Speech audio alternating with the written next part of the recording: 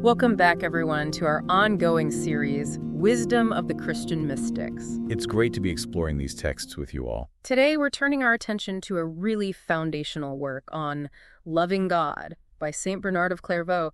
It delves right into the core of our relationship with the divine. Exactly. And our goal today really is to unpack Bernard's thinking on love, especially his framework, the 4 degrees of love he lays out. We'll be looking at why he thinks we should love God and how that love actually develops, how it matures in us. And maybe just a little context first. Saint Bernard, he was a 12th century abbot, a major figure. Right, and his perspective is just so rich, isn't it? It's poetic, but also deeply insightful about the Christian life. Absolutely. And even though it was written, 9 centuries ago, it still speaks so powerfully to the human heart's journey towards God. So we'll try to navigate his ideas together, make them accessible, and hopefully give you something meaningful to reflect on. And if you're finding this series valuable, maybe take a quick moment now to like and subscribe. And hitting that notification bell helps too. We really appreciate the support. Definitely. Okay, so where do we start? Bernard tackles a huge question head on. He does. Why should we love God? And, maybe even more profoundly, how much should we love God? And his answer is quite striking in its directness. It is. He basically says, the reason for loving God is God himself, full stop. And the measure, well, there isn't one. It's immeasurable love. Okay, let's unpack that a bit. He argues there's a twofold reason for loving God, just for who God is. It's both the most reasonable thing to do and also the most profitable, the most beneficial for us. Right. Because if you ask why I love God, you might be thinking, well, what's in it for me? Or maybe just because God is inherently worthy of love. Right. Bernard says, either way you look at it, the answer points back to God. And what does he see as God's primary claim on our love? It's simple but profound. God loved us first. That's the starting point. He gave himself for us, even knowing, our unworthiness. That really forces you to pause and think. It does. Bernard wants us to consider who did the loving God, supreme, all-powerful, whom he loved us sinners, even described as enemies at times, and how much, giving his only son. That's the ultimate measure. Yeah, you can hear echoes of passages from the Psalms, Paul's letters, John's gospel there. The overwhelming sense of God's initiative and love. Precisely. It's this prior, immense, unearned love that, for Bernard, establishes God's claim on our hearts. And it's interesting how he extends this even to the angels. Yes. He argues that even the angels, who didn't need redemption like we do, were kept safe from sin by that very same divine love. It shows how central and universal this concept of God's initiating love is in his thought. Okay, so building on that foundation of God's prior love, where does Bernard go next? He moves towards God's gifts to us and how we should respond.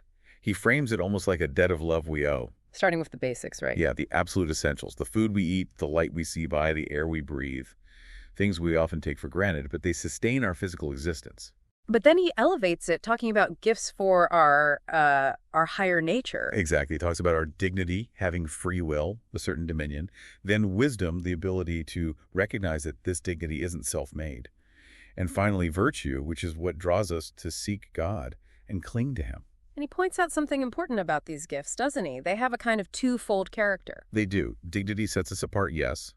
But wisdom helps us understand why and from whom that dignity comes.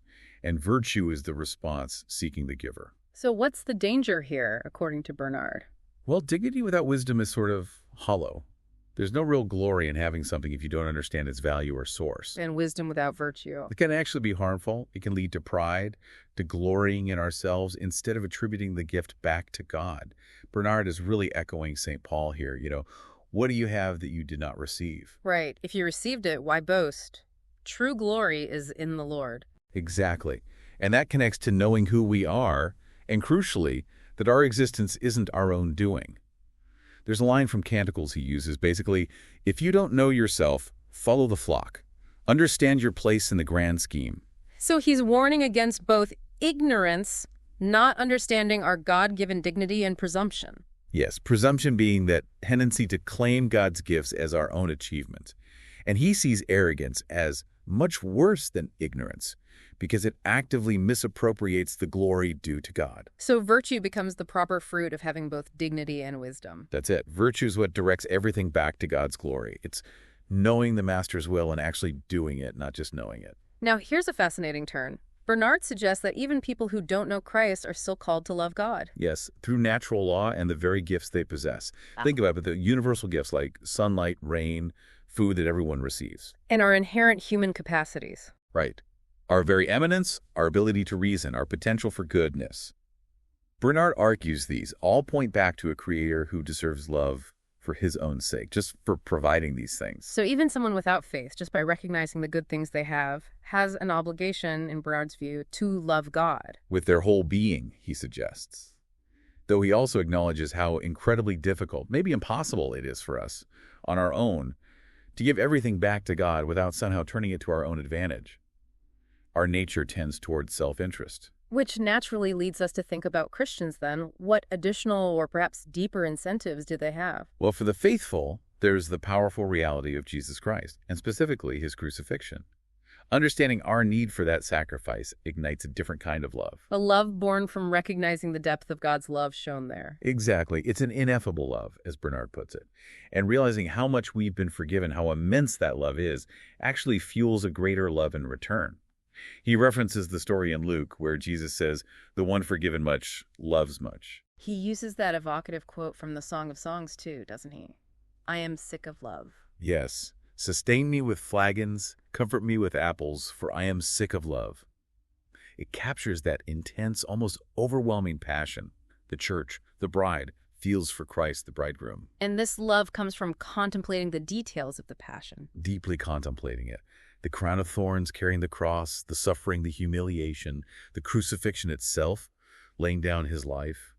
Bernard sees this reflection as a sword of love piercing the soul. He uses that image of pomegranates too. Right, from Canticles again. Fruits of the spouse. He links their taste to heaven and their color to Christ's blood. It's very visceral imagery. But it's not just about the suffering, is it? It's also the victory. Absolutely. The victory over death and hell. The transformation that grace brings to the world. That's part of the picture too. So the faithful soul finds refreshment in both the fruits of the passion and the flowers of the resurrection. Beautifully put. Bernard sees our meditations on Christ's suffering and rising as these flowers that delight Christ himself. He distinguishes them slightly, doesn't he? The passion as mature fruit, the resurrection as fresh flowers. Yes, like fruit ripened over time, appearing in the fullness of time, and the resurrection like the new life of spring, the beginning of regeneration. It draws on a lot of rich scriptural imagery there. So meditating on both Christ's mercy in dying and his power in rising is key. Essential. Bernard connects it to the psalm. Power belongs to God, and steadfast love belongs to you, O Lord. Mercy and death, power and resurrection, glory in both. And he lays out the whole narrative. Christ died for sins, rose for justification, ascended to protect, sent the Spirit for comfort, and will return for our final bliss. It's a complete picture, each stage revealing aspects of God's love and power. Leading ultimately to this longing for complete union, the bridal chamber he mentioned. Yes, that deep yearning for the fullness of God's embrace, which is tasted now through memory and grace, but fully realized only in heaven. Okay, this seems like a natural point to transition into maybe his most famous contribution, the 4 degrees of love. Indeed. This is where he maps out the soul's journey in love. He starts, perhaps surprisingly, with loving God for self's sake. The first degree. So love is natural, he says, and it's right to love the one who gave us nature. But our fallen nature, our frailty, means we inevitably start by loving ourselves first, our own needs, our own survival. He calls it carnal love. Not necessarily sinful in itself, just the starting point. like Paul says, the natural comes before the spiritual. Exactly. And the command to love our neighbor as ourselves comes in as a kind of check, a way to broaden that self-love. So self-love becomes more social when it includes others. Right. But then what happens if helping others leaves us in need? Bernard says that's when we turn to God, recognizing our dependence on Him who provides for all. So trials and needs actually push us towards God. They can, yes. Yeah. They reveal our limits in God's sufficiency. We start calling on God out of our need, and in experiencing His help, we begin to love Him initially because He helps us. So it starts with self-interest, but that's the necessary first step. That's how Bernard sees it. It's the lowest rung, but it's on the ladder. Okay, what about the second and third degrees? In the second degree, love starts to shift. It's not just about getting our needs met anymore. Through repeated troubles and repeated experiences of God's help, we start to taste and see that the Lord is good, as the psalm says. So experiencing God's goodness directly begins to change our motivation. Yes. It becomes less about just solving our immediate problems and more about appreciating the giver. He uses that analogy of the Samaritans who first believed because of the woman's testimony, but then believed because they encountered Jesus themselves. Our love matures similarly. And this growing love for God then overflows. It does. Loving God properly, Bernard argues, leads us to love everything God has made, especially our neighbors. It's no longer a burden, but a natural expression of the love we've received. We start seeking Christ's interests, not just our own. And the third degree. The third degree is a significant leap. Here, we love God purely for his own sake. Not for what he gives us, not even just because we've tasted his goodness, but simply because he is God, because of his essential nature, his inherent goodness. Loving God just because he is God. That's the heart of the third degree, a love focused entirely on God's own intrinsic worthiness. Which leads us finally to the fourth degree. This sounds like the summit. It is. The fourth degree is loving even ourselves only for God's sake. It's a state of profound blessedness where our will aligns completely with God's. A kind of self-forgetfulness. Yes, a longing for complete union where our own concerns fade into the background. Bernard speaks of the heart failing, but God being its strength and portion forever. It's about conforming entirely to God's will, finding happiness only in that. He uses those striking images, water and wine, iron and fire, air filled with light. Right. They all illustrate this idea of the human spirit being so united with God, so transformed, that its own distinctness seems to melt away into the divine will. It points towards that ultimate state where God will be all in all. But Bernard is realistic, isn't he? He acknowledges this is hard, maybe impossible, to fully achieve in this life. He is very realistic. Our bodily needs, the limitations of this earthly existence, mean we can't perfectly fulfill the command to love God with all our heart, soul, mind, and strength right now. So the full attainment of this fourth degree is something for the future. Yes, primarily for the resurrection, when we receive our spiritual glorified bodies. That's when the transformation will be complete. It's ultimately God's gift. He muses about the martyrs, though. He does, wondering if perhaps they tasted that level of self-forgetting love even before death. But he also notes that even souls separated from their bodies still desire reunion, suggesting the final perfection isn't reached until body and soul are glorified together. So it's only when death is fully conquered and our bodies are glorified that this perfect, selfless love is fully realized. That's his conclusion. He even sees the body as a good companion in this journey, especially in his resurrected state. He uses another canticle's variant about eating, drinking, and drinking, abundantly linking them to life on earth, the intermediate state, and the final resurrected glory. The drinking abundantly is for the fully glorified. Yes, those who are the beloved, fully united with Christ, body and soul. In the meantime, he suggests the wine of God's love is mixed with the milk of our natural affections, like the longing for bodily reunion. But the ultimate goal is that full chalice of heavenly wisdom, that complete joy in God's presence. Exactly. An eternal desire for God that is eternally satisfied, yet never stagnant. A sober intoxication, he calls it, constantly filled with the joy of God's presence. So that fourth degree, loving God supremely and ourselves only for him, is the final everlasting state, God himself being the reward. A profound journey mapped out with such psychological and spiritual insight.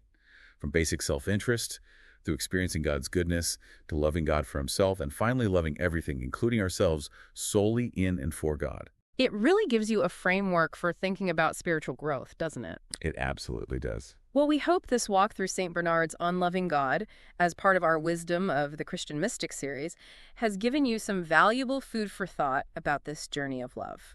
And perhaps spark some reflection on his deep understanding of the human heart and its potential. Maybe think about where you see your own experiences reflected in these degrees of love. What might it mean for your own path? We encourage you to ponder that. And if you did find this discussion enriching, please do consider liking this video and subscribing to the channel if you haven't already. Clicking that notification bell will keep you updated on our future explorations in this series. And please share your own thoughts or reflections in the comments below. We genuinely love reading what resonated with you or what questions it raised. It helps shape our future conversations. Absolutely. Thank you for joining us today. Until next time, keep exploring.